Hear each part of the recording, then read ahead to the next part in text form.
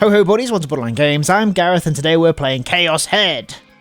Last time on Chaos Head we were drawn to the top of the O something building by Shogun, and they got us to stand on the edge of the top of a tall skyscraper, and he's instructed us to find our sword, to find our D-sword. It looks like that's it, doesn't it? But let's see. Am I as perceptive as Shogun wants Takumi to be? I mean, I'm not saying that I'm better than Takumi with powers, but I think there's an argument that could be made if anyone wants to do that video essay. Let's go. But I had to find my sword. It just ain't possible. It just ain't possible. What the hell was I supposed to do? I thought about what Ayase and Senna had said once more. But when I ever so slightly altered my perspective, it all became clear. Objects that aren't real blend into the scenery around us. And when I thought about that, for some reason I recalled the pattern of the ceiling in my parents' house. Flashback. Back when I was a kid, I remembered having random thoughts about it before I'd go to sleep. To me, the grain of the wood on the ceiling had looked somewhat like a face. And once I'd seen it that way, I could no longer see it as anything else. What was that little tip we got? A type of optical illusion in which the shape of a stain on the wall looks like a human face. The shape of a cloud in the sky looks like an animal or some other similar phenomena. Okay.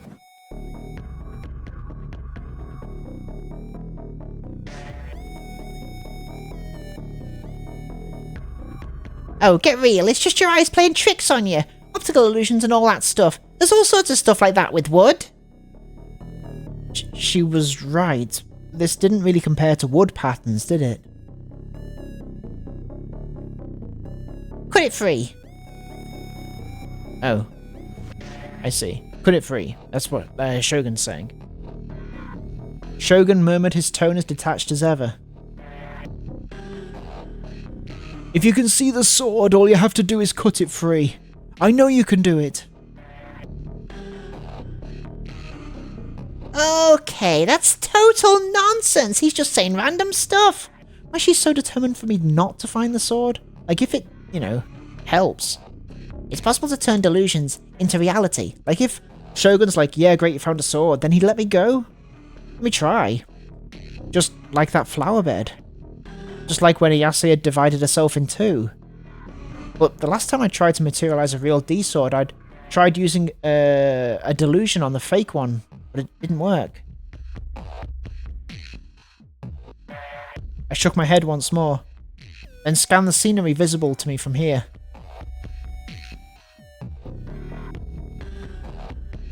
There it is. What was that? Oh! I saw a sword. Yes, no. Yes, no. What? Yes. The yes sword. The no sword. Okay. Well, what do each of these things do?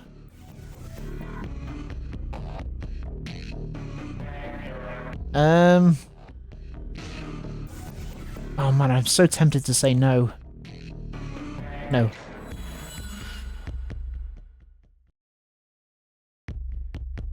I saw something that looked like a sword. Oh. I have to say yes. Yes. If I move from here, I can take it. What? Yes.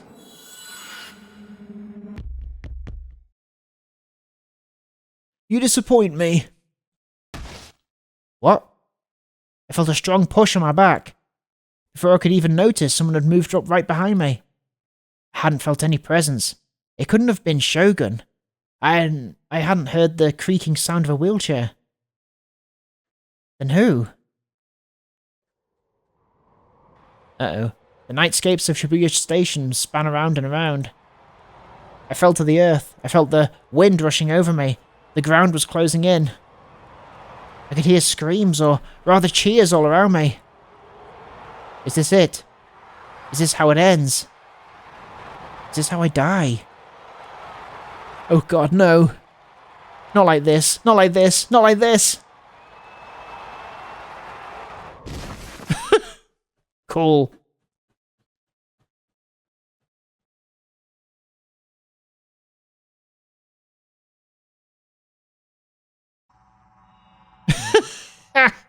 Okay. So that was a bad ending, I'm taking it. Alright, we can see the sword. So I'm guessing we're going to have to press yes 3 times for this to work. Yes. I distinctly saw a sword.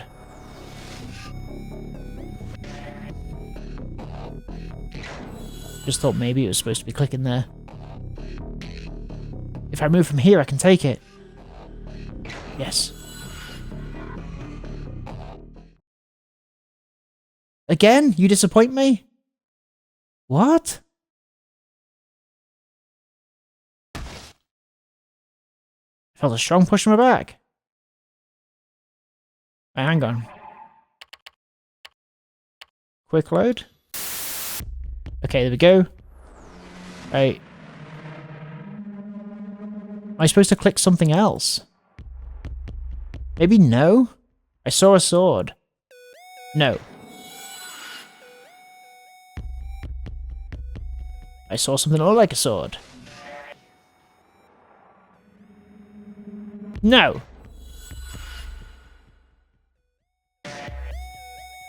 I just hallucinated it. Yes. I can see the sword from other places than here. Oh, okay. I can see the sword from other places than here. Yes. Okay, no, that's wrong. I saw a sword. No.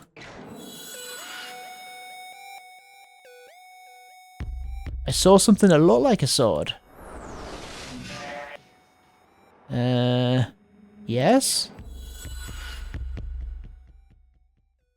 If I move from here, I can take it. Well, it's over here, so if this is what they're talking about, if I move from here, I can take it. Well, I can't move from here. If I could move from here. Okay, no. What do you want from me, Chaos Head? I saw a sword.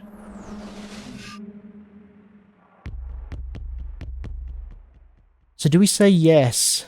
Let's find out. Saw a sword. I distinctly saw a sword. No. So I guess you must say no to... I only saw something that looked like a sword. Yes. I can see the sword from other places than here.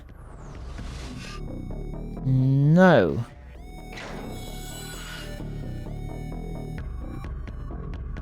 It's not actually a sword. It's not actually a sword. Oh, god damn it. Oh, this is the right answer. I'd seen it. There it is. Within the night landscape blurred by my teary eyes, amid the scenery in which light was warped by my welling tears, I found a spot that looked just like a sword. Just like what Ayase had said. I hadn't noticed it at first, but when I'd ever so slightly altered my perspective, it was there before I knew it. Even if it'd just been a coincidence, I was more than happy with it. The more I thought of it as a sword, the more defined it became. And over time, it was becoming more and more real. It was slowly turning into a definite part of the scenery. And eventually, even its contours became clearly distinguishable. You found it, didn't you? Likely having noticed my change in demeanour, Shogun immediately spoke to me. Now I want you to reach out your hand and cut the sword free. You don't even have to think very hard about it. You can do this. No, you can't, and you know it. You can't listen to him, Taki. If you do that, you're gonna fall, and if you fall, you'll die. I looked down. I saw the crowd filled with countless people. The ambulance still had yet to arrive, just like back at noon. Response time was far too slow. Not that it was surprising. That was just how damaging the earthquake had been this morning had truly been. I can't cut it free. How could I? Don't let your preconceptions restrict you. If you think that you can't do it before you even try, you won't be able to. Throw common sense to the wind and simply see things as they are. Power dwells within you, and the power will respond. The world will respond to that power. Just as it did with the flower bed. Could I really do that if I just reach out, would that sword become mine? If so, then I should at least give it a try. Ayase had said that my D-sword would bring me salvation. Maybe those words were referring to exactly what was happening now. I'd grasp the sword, complete the quest, bring Nanami home safe and sound, and have Shogun leave me alone forever. And then I would return to my peaceful life that I'd been living up until now. Not the best life. Do you really think it'll be that easy? You really think that Shogun will let you just go and do that? Will let you go just like that? When the guy's a serial killer who's already slaughtered 10 people! Even Shogun wouldn't make me do the impossible. I could do it. He wouldn't tell me to do it if I wasn't capable of it. He just wants to kill you, Taki! Did you forget about the group dive video? Shogun's already made 5 folks fall to their deaths without even touching them, remember? I'm sorry, Seratan, but I'm already reaching for my salvation. The crowd slowly started rumbling. My every move was being monitored by thousands of people packed in front of the station. And it wasn't just them. I was also being watched by tens, if not hundreds of thousands of people all over Japan, watching live on TV. I started feeling nauseous. The extreme pressure imposed by such a large group of people made my heart feel like it could explode at any second. No, just forget about them. If I stayed focused on them, I'd be too nervous to even lift a finger. I needed to focus only on the sword. Being as careful to maintain my footing as possible, I reached my hand out. I tried to aim directly at the sword, letting my intuition do the rest. I felt nothing. The wind rushed toward me relentlessly. On top of that, the direction it was coming from was inconsistent. One second it was blowing at me from the front, the next it was pushed me from the side. I clung to the acrylic plate in an attempt to support myself, but it was too slippery to bring me anything more than emotional support. If I let my guard down even slightly, I'd get blown off. Even so, I was still trying desperately to grab the sword. But no matter how hard I tried, I didn't succeed. I can't do it. Because that's not a goddamn real sword. Tears welled up once more. My vision blurred, and what had once appeared to be an object similar to a sword began to lose its shape. I quickly wiped my tears away. I had the feeling that once I lost sight of it, it wouldn't appear ever again. In that case, all you need to do is reach out farther. Fuck you, you don't know how this feels. I bit my lip to hold back the tears, leaned forward more than I ever had before, and fished around in the open air with my hand. But I still couldn't grasp the sword. More. If I fell from here. I looked down once again. I was higher than I thought it was. I felt dizzy, so I pulled back and clung to the acrylic plate once more. What are you doing? Grab the sword, quickly now. If you don't, you won't see Nanami-chan again for a very long time. I shouldn't have looked down. I couldn't stop shaking. I thought I was going to slip because of it. I was so unbelievably afraid. I can't do it. Please just let me go. Please. You underestimate my power. Oh, hang on. Oh, I see. That's Shogun saying that. I don't plan to cave to some childish tantrum. Grasp your D-sword. If you can't, your sister will die, and you will soon follow. That is all there is to it. Oh god, I don't want to die. I don't want to die. I had no choice but to try again. I leaned out toward the hole, then extended my arm. I could still see the sword over there. I tried again and again, but of course nothing happened. It felt like I could reach it, but for some reason I just couldn't do it. I leaned out even further. I stretched my hand out as far as I could, reaching out with my entire body to try and grasp the sword. I even straightened out my fingertips. And then I slowly closed my hand. But just like every time before it, I felt nothing. I can't reach it. It was impossible. Just like Saratan had told me it was. There'd never been a way for me to grab that translucent sword. Perspective had made it look normal-sized, but when I actually thought about it, I realised how enormous it actually was. It wasn't a size a human could realistically carry. If you grab that sword, the quest will be complete. But I'll fall. I can't reach it. Are you willing to let Nanami-chan die? Help, just let me go already. I don't want to die. Think about what happened at noon today. With the powers you have within you, even if you fall, the only thing you'll need to do is create another flower bed. You may fall, but you won't die. Are you sure you can do it? Right then, Saratan's snarky whisper reached my ear. Am I sure I can do it? Do what? If you fall from here, it'll take you less than 3 seconds to hit the ground. So in that time, you'll have to make another flower bed appear using the power you will. Are you sure you can do something so hard, Taki?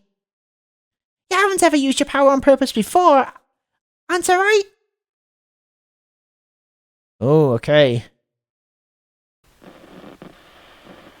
That was true. And even if I did have powers, I had no idea how to use them.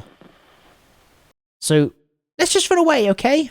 we're going green on this one. You're doing good, Taki. But anything more is just too much for you. You don't want to die, right?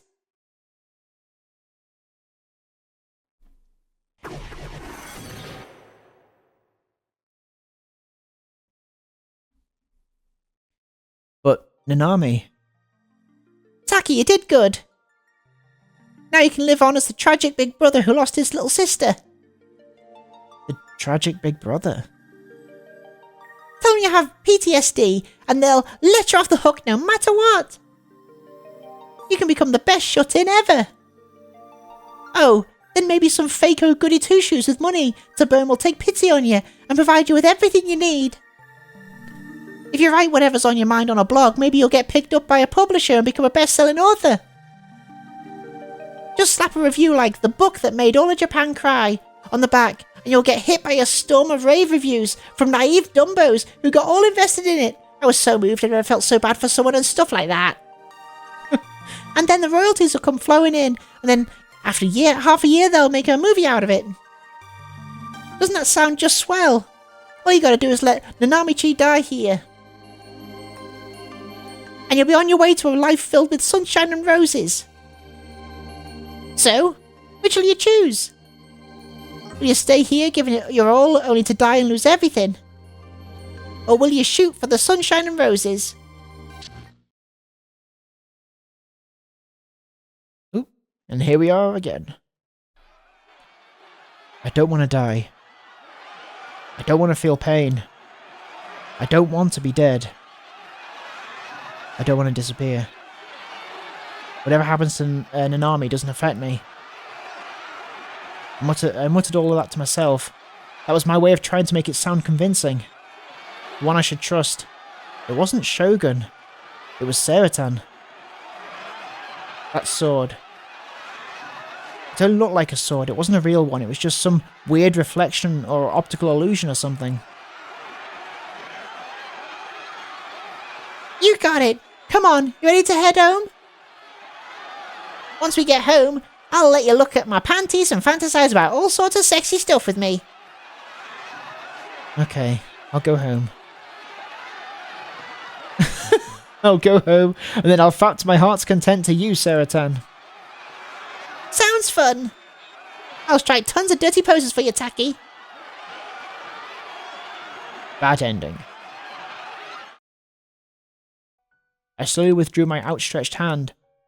That alone made me feel much more at ease. I took Saratan out of my chest pocket and gazed at her smile. As long as I had her forgiveness, I didn't need anything else. I sniffled, sucking up the snot that had been dripping from my nose. I then turned around and started walking towards Shogun. Who gave you permission to move from that spot? You still haven't completed the quest! I'm not a hero, and I'm not anything like one. I'm a weak, pathetic, useless sack of shit, an otaku freak who can't even save his only sister. So, don't expect anything from me. Don't look at me. Just leave me alone. If that's your decision, then I will kill Nanami-chan. Whatever. She's already dead anyway. She was already dead. Nanami had been brutally murdered by Shogun. Everyone would report on it starting tomorrow, treating it as the 6th New Gen incident. It saddened me, but there was nothing I could do about it.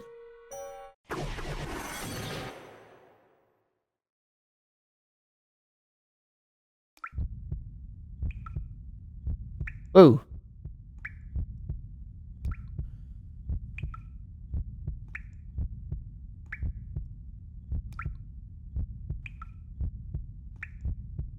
Big bro. Big bro.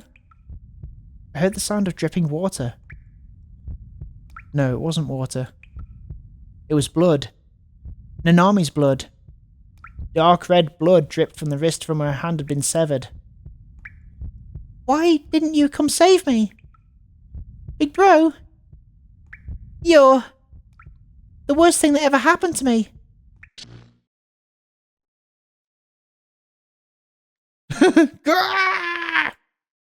I screamed my guts out. How dare you! How dare you! How dare you! The world turned crimson. My anger, my sadness, and my shame were ripping my heart open. My thoughts were a chaotic mess. Without any rhyme or reason, I charged towards Shogun. I made to grab him with within his hiding place in the shadows. But I didn't get the physical response I'd expected. I collapsed along with the wheelchair. I must have hurt my elbow, as pain was shooting through it.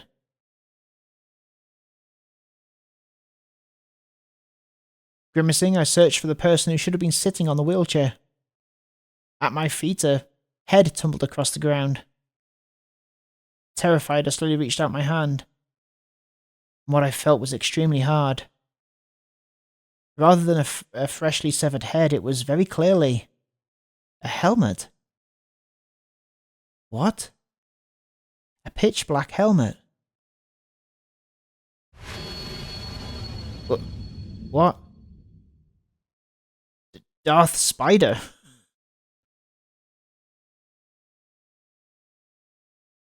What? Finished chapter 6. What? What is happening? Despite midnight quickly approaching, the ticket gates of the subway's Hanselmann line were still filled to the brim with people. The earthquake had violently disrupted the public transportation schedules, and no one was even attempting to hide their frustration as they passed through the ticket gates. Employing a sidelong glance, Ban Yasuji inspected the monitor resting in the station attendant booth. The station staff had received a call yesterday during their morning operations. The caller had reported that a high school girl wielding a gigantic bladed weapon was going on a rampage in the area. The police had been dispatched in response to this, but upon arriving at the scene they found no trace of the girl nor the man who'd supposedly been attacked. Ban, who happened to overhear the story earlier today, was very interested in the appearance of the male victim. The fact that there had been several similar incidents had also caught his attention. This was why Ban was making an appearance here at such an hour. According to his sources, the incident had been captured in full on one of the surveillance cameras. When Ban asked the station attendant to show him the video, they willingly agreed, but warned the detective that the video was a little creepy.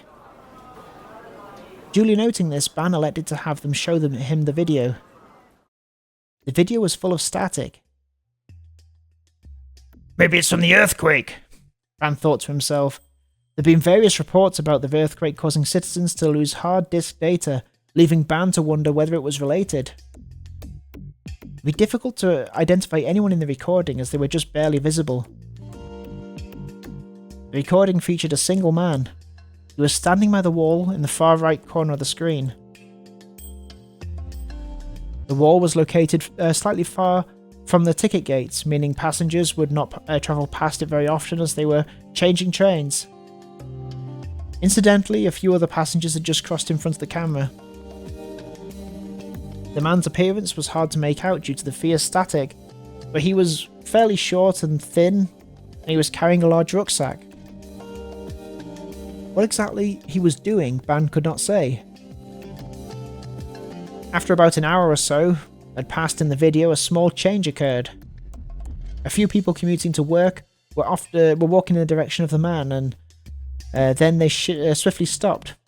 To Ban, it looked as if they'd been drawn to the man with the rucksack. What was truly strange, however, was that they did not even speak to him. They simply stood there in a daze. The people who'd stopped did not seem to be acquaintances of the man. They were of different ages, sexes, statures, and absolutely nothing they all shared. There was absolutely nothing they all shared. Well, there must have been something they shared. What in the blazes is going on? Staring at the monitor, Ban tilted his head to the side, and as he did so, a lone girl entered the frame. She had long hair and she was wearing a uniform from Sumai Academy. The girl headed straight for the man with the rucksack in a manner that could only be described as exuding nothing but pure, unadulterated confidence. That's Senna, isn't it? Or Senna. Her movements were entirely unlike those who'd stopped before. Instead of halting, the girl pushed aside the people gathered there and seized the man by his collar. For a short period of time, the two of them argued about something. Rather than an argument, however, it was far closer to the girl simply screaming at the man without giving him room for air. Or at least that was how it appeared. A few of the people who had stopped seemed to return to their senses and promptly left the scene. Eventually, the girl thrust the man away from her. The girl took a step back from the man who had fallen on his rear and assumed a strange pose. She lowered her hips and brought both fists next to her ears. The girl looked as if she was holding something, but there was nothing in her hands.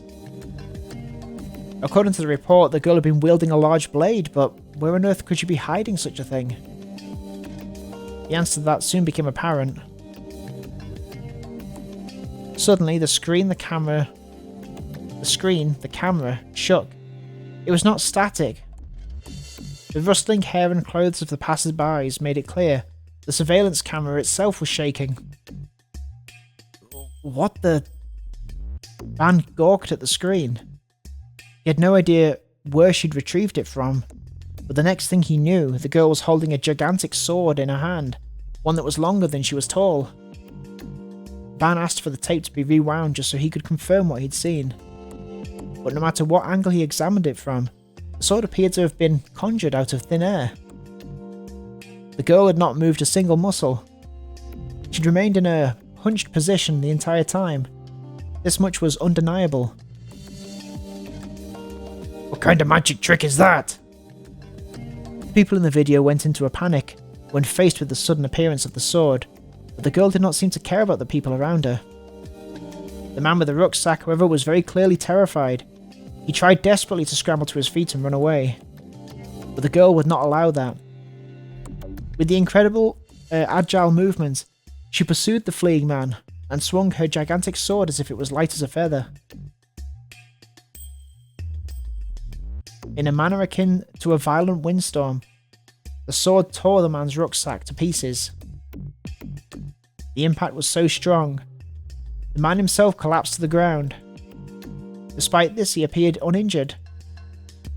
In fact, when the police officers had arrived on the scene immediately after receiving the call, they had not even found a single trace of blood. Who the hell is this girl?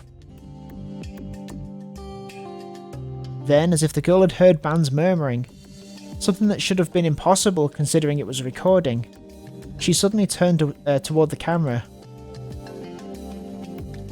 The screen, ever so slightly distorted. Ugh! And the girl's figure disappeared in an instant. It was as if she'd never been there to begin with. The man's shredded rucksack had been left behind, and the remnants of it were proof that the girl had been there. It was hard to tell because of the static, but it was clear that the girl had disappeared from the screen in less than a second. Van rewound the tape again. There was nothing that seemed unnatural about the time displayed in the lower right-hand corner of the screen. In other words, the footage had not been edited. But if that were true, how could Ban explain the girl and the sword? Ban, feeling as though he'd seen a ghost, could do nothing more than remain completely and utterly puzzled.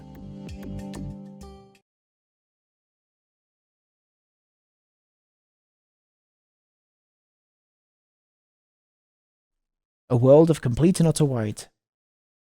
And I was lying right in the centre of it all. It felt as if I were floating, but I didn't know whether or not I actually was.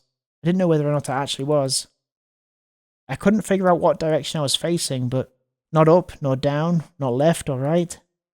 The silence was deafening.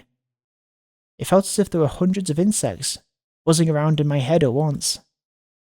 If someone were to tell me that this was the afterlife, I couldn't see myself contesting it. That was how monotonous, simplistic, tranquil, orderly, immaculate, empty, and peaceful the world was. Perhaps this was what the mind of Buddha was like upon reaching enlightenment. It was so incredibly different from my own mind. I wanted to stay here forever. The irritation that came with reality, the loneliness, the pain, the suffering. I didn't want to face any of it anymore. As my thoughts began to cascade, I heard a noise burst out into the white world that had previously been silent. The sound of a door being opened, and the sound of someone's footsteps getting closer and closer. Big bro, I'm here! Let's see. Hey, big bro. Okay, so today I decided to bring you something real nice. Alright, here it is. I got you a present. It's a hand-knit hat. It looks so nice and warm, doesn't it? Well, it is.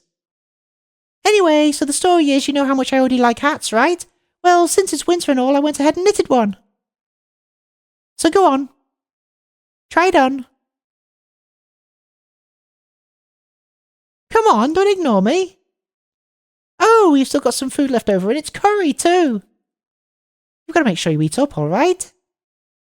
Hey, so is it true that hospital food's not very good? Oh, that's sad, but you still need to eat. Oh, come on, wake up, big bro. If you go to bed without eating, your stomach's going to end up growling in the middle of the night. Someone's hand made its way back into my back. What? Someone's hand... Oh, made its way back under... Oh, this isn't her. That makes sense. Someone's hand made its way back under my back and forcibly shook my body awake. That was when I first realised that my eyes had been closed.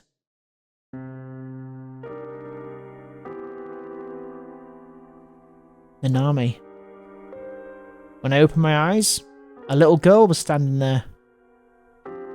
And I guess we're going to speak to this little girl next time on Borderline Games. Thank you so much for watching this episode. Said that too fast. Thank you so much for watching this episode of Chaos Head, and I will see you next time. Have a great evening. I'll see you later. Bye-bye. Have a nice time. Bye.